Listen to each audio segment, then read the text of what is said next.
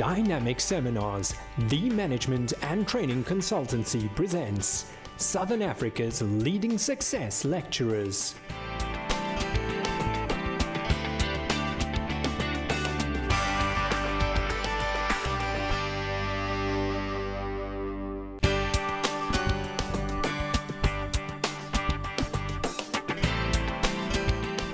Right, good morning everybody. Good morning and welcome to Managers' Mistakes. Can I start off please by just asking the question, who here in the room either are managers or aspiring to become managers? Can I see your hands please? Okay, so well that tells me you're pretty much in the right place and at the right time. The only rule today that's not negotiable, everything is negotiable, the only non-negotiable rule is you've got to have fun. You know, the management process is a serious business, but it doesn't mean that we can't have fun while we're doing it. Are we all happy where we go? Right, let's get started, people. I would like to start off by asking the question, why the name? Right, we're here talking about management development, and the name that we've chosen for this particular training program is Managers' Mistakes. I'd like to talk about the name before we start. May I just see, please, with a show of hands, those people in the room that have, as managers, made mistakes. Can I see your hands, please? Whoop. In fact, that's not a nice question. Put your hands up. Let me change the question. Let me rather ask the question, who here have had mistakes made on them by other managers? Let me see your hands. That's a nicer question, isn't it? Okay. So let's have a look at the name, people, because it becomes important. By recognizing the mistakes that we make, right? And yes, we all make mistakes. We've all seen mistakes being made. By recognizing the mistakes that we make. Recognition, by the way, is not good enough. It's a starting point. Number one, we've got to recognize the mistakes that we make. And then number two, look at solutions to prevent us from making the same mistake tomorrow. We all make mistakes, and that's great. That is called life. If you make a mistake twice, well, that's called not so good. When you do it 3 times, it's called stupid, right? So let's have a look. What are the mistakes that we're making? Let's recognize the mistakes. And by recognizing the mistakes, what we can do then is look towards solutions to prevent making those mistakes again in the future.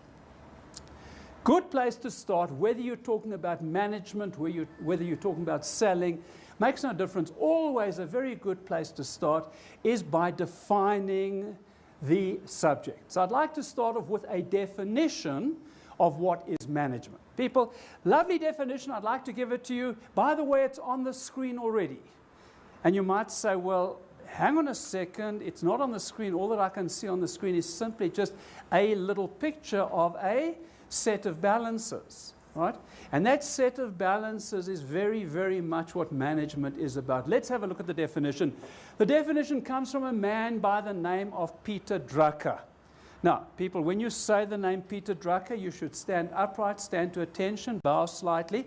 Peter Drucker, for probably over 50, close to 60 years, was considered one of the leading experts in management in the world.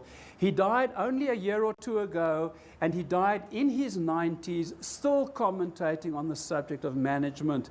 Just a point of information. If you ever want to know anything about management, but you want to make sure that you're on the right track, if you pick up a book and it's written by Peter Drucker, you're on the right track.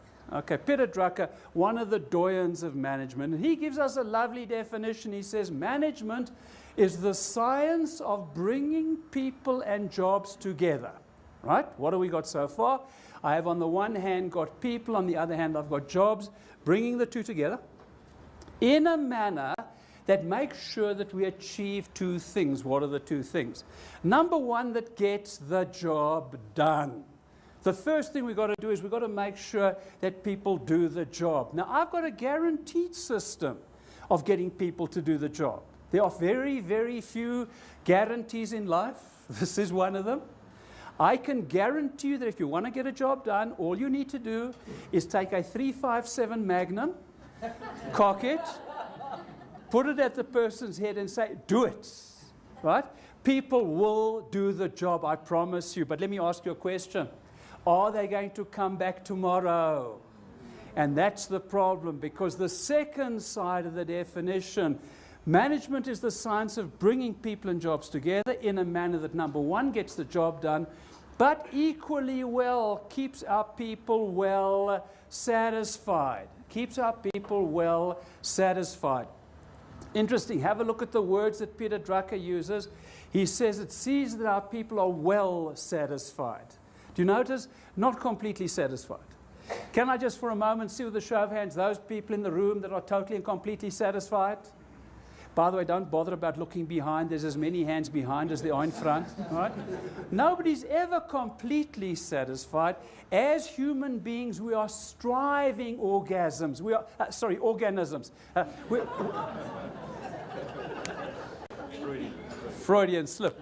We are striving organisms, and therefore when we get something, we're striving towards something else. So what does he mean that keeps the people well satisfied?